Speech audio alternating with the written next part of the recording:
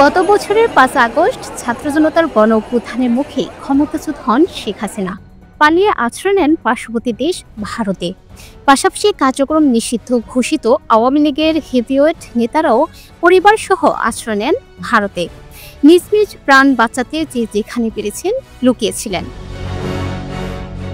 ক্ষমতায় থাকাকালে বক্তৃতা বিবৃতি দিয়ে মাঠ কাঁপানো, কার্যক্রম নিষিদ্ধ ঘোষিত আওয়ামী লীগ সাধারণ সম্পাদক ও সাবেক সেতু মন্ত্রী ওবায়দুল কাদের চরম দুঃসময়ে দলীয় নেতাকর্মীদের পাশে ছিলেন না।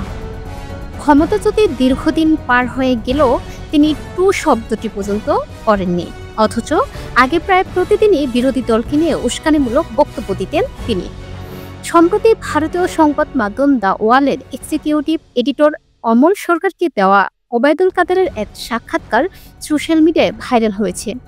সাক্ষাৎকারে তিনি জানিয়েছেন ৫ আগস্টের পর কতদিন দেশে ছিলেন এবং দেশে অবস্থানকালীন কিভাবে রাজনীতিতে ফেরার পয়তারা করেছিলেন। সাক্ষাৎকারে ওবায়দুল কাদের জানান, আমি বাংলাদেশেই ছিলাম ৩ মাসের মতো।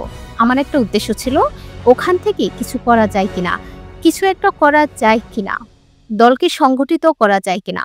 বিভিন্ন জায়গায় শ্রমিক অসন্তোষ, কর্মচারীদের অসন্তোষ, প্রতিদিনই এগুলো লক্ষ্য করতাম। ক্ষোভগুলো তখন রাস্তায় নেমে আসছিল, বিশেষ করে গার্মেন্টস। সে সময় ভাবলাম এদের সঙ্গে যোগাযোগ করে কিছু করা যায় কিনা। এই চিন্তা দিয়ে ৩ মাস পেরিয়ে গেল। ওবায়দুল কাদের বলেন, এরপর একে একে সবাই অ্যারেস্ট হচ্ছে।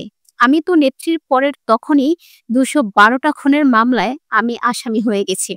এ অবস্থায় অনেকে বলল, আবার এখান থেকেও অনেক অনুরোধ যাচ্ছিল আমি যেন সতর্কভাবে এদিকে চলে আসি।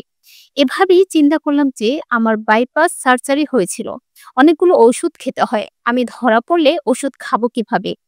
তারপর অনেক কিছু ভাবনা চিন্তা করি।